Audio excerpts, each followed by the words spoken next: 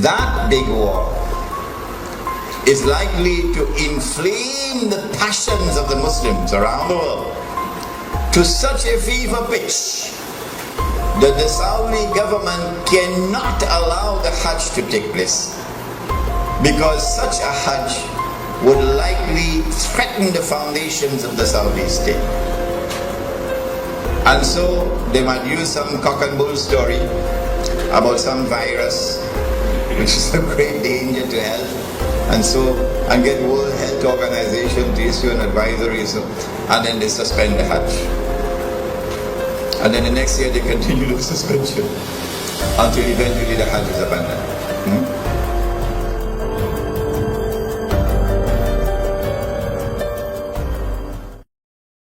Now we have a very important matter to turn to, our third subject for this morning. We're going to have a clip now of a lecture I gave about 15, 16 years ago on the Hajj. So we come back in a minute. Give me a chance, let me have some water.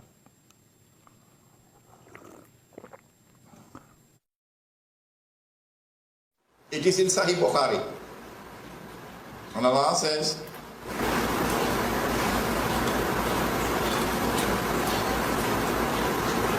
لَتُحَجَّنَّ الْبَيْتِ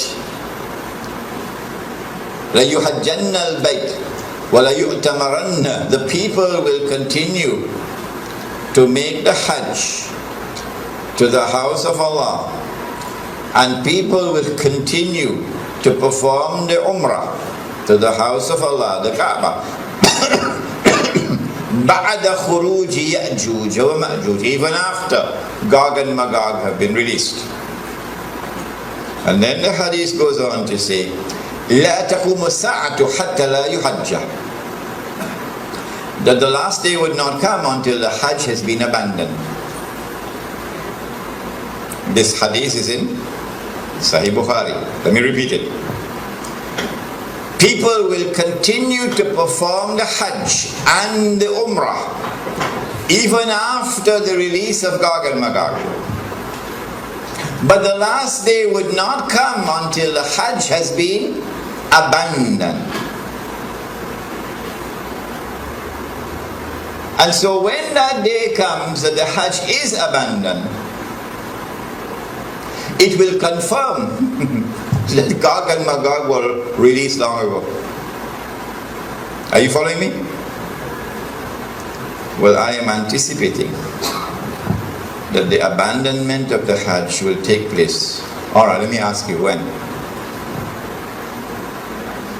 When do you presume that the Hajj will be abandoned? Let me see if any of the sisters have an answer.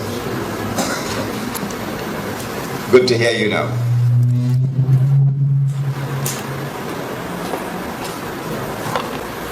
Said the Prophet ﷺ, what do you think will cause the abandonment of the Hajj? My wife could also answer the question. Yes? When Dajjal rules. Alright, anybody else? I like that answer. Anybody else? If they are blocked from going. If they are blocked from going. Prohibited from going, yes. What event is likely to take place which will cause the abandonment of the Hajj? The big war, correct.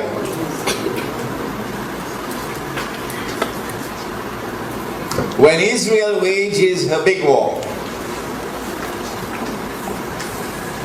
which will witness the dramatic territorial expansion of the state, and then a concomitant means taking place at the same time, a concomitant attack on the US dollar, and it collapses, and all the paper money in the world collapse, and the US economy collapses, and then Israel replaces the United States as the ruling state in the world. That big war is likely to inflame the passions of the Muslims around the world to such a fever pitch that the Saudi government cannot allow the Hajj to take place, because such a Hajj would likely threaten the foundations of the Saudi state. And so they might use some cock and bull story about some virus, which is a great danger to health, and get World Health Organization to issue an advisory, and then they suspend the Hajj. And then the next year they continue the suspension until eventually the Hajj is abandoned. And so this event... Bismillahir Rahmanir Rahim. Bismillahi awwaluhu wa akhiruh.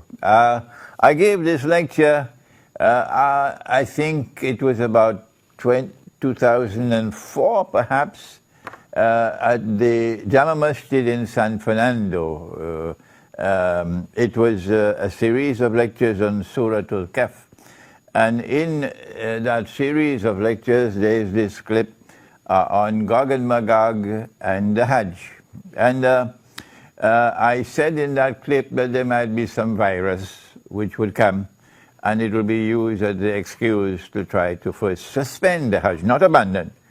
And after suspension, another year, another suspension, and then a following suspension.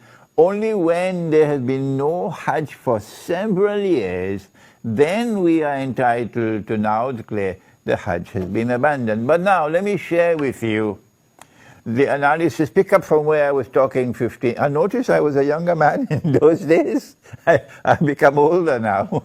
Let me pick up from where I left off 15 years or 16 years ago, namely the timeline. This is my opinion.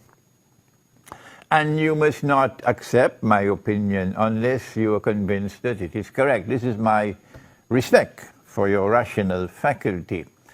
I said 15 years ago that there is a great war which is coming. The Christian eschatology, the Jewish eschatology calls it Armageddon. And our Prophet, Allah's blessings be upon him, called it the Malham. And we have information about that war that they don't have. We know, for example, that 99% of those who fight in that war would be killed, and therefore this cannot be conventional warfare. This has to be warfare using weapons of mass destruction.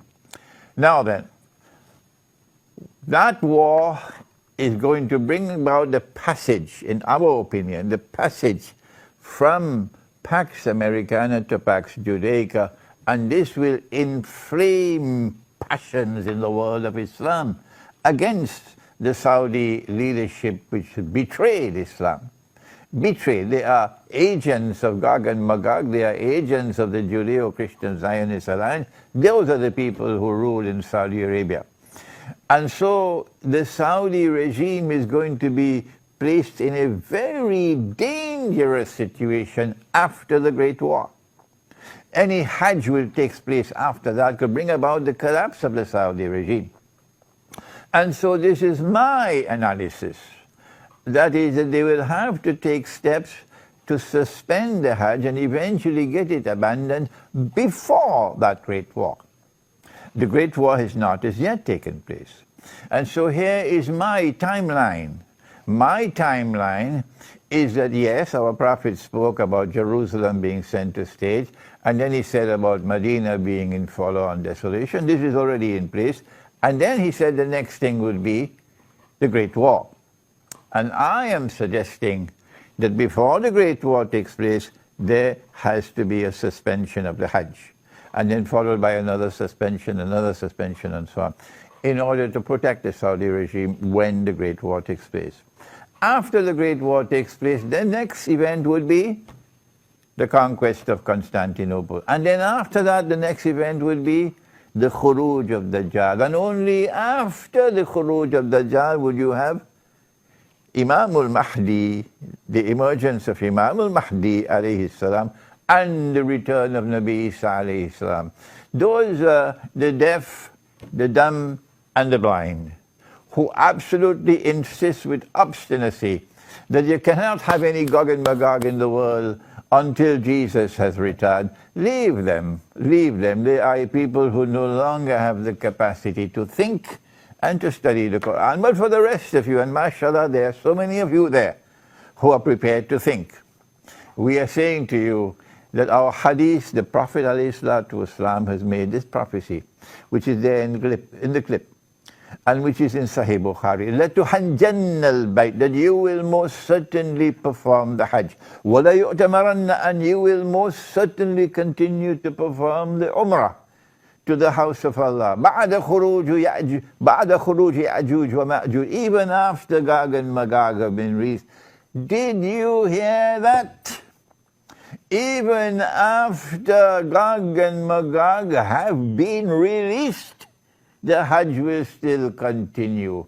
The Umrah will still continue even after Gog and Magog have been released. لا تقوم الساعة حتى لا يحج. Then the hadith continues to say that the last hour will not come until the Hajj no longer takes place. The Hajj no longer takes place. A suspension of the Hajj for 1 year does not qualify as fulfillment of this hadith. So yes, there may have been suspensions of the Hajj in the past. Why waste our time with that? We're not concerned with that. He said, لا تقوم الساعة حتى لا يحج. He's talking about when the Hajj no longer takes place. Let us ask the schoolboys, give us a break. We are people who think. They cannot think. They've lost the capacity for thinking.